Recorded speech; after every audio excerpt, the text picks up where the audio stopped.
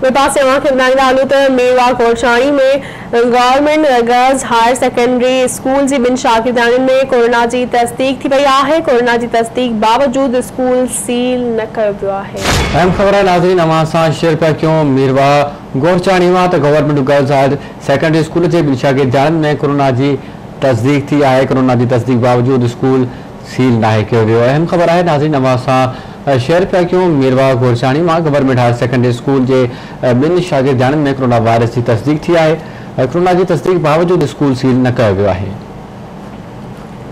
Breaking news है मीरवा कोटशानी में government girls higher secondary school जी बिन शागिर्दारनि में कोरोना की तस्दीक थी पई आहे। कोरोना की तस्दीक बावजूद स्कूल सील न कयो वियो आहे। इन हवाले से राब्तो कयो आहे असद समोसा जी। असद कहिड़ा तफ़सील आहिनि, अपडेट कजो। जी, मीरवा गोरचाणी में कुछ ॾींहं अॻु में 3 ॾींहं अॻु में जेको कोरोना टेस्ट कई हुई government higher secondary girls school में, जंहिंजी अॼु रिपोर्ट आई है जंहिंमें हिकु शागिर्दाणी नादिया शाहिद के जेको पॉजिटिव रिपोर्ट आई है, जॾहिं त ॿियनि जी नेगेटिव आई। जी ठीक है असद, वरी मेहरबानी इन हवाले सां अपडेट करण जे लाइ।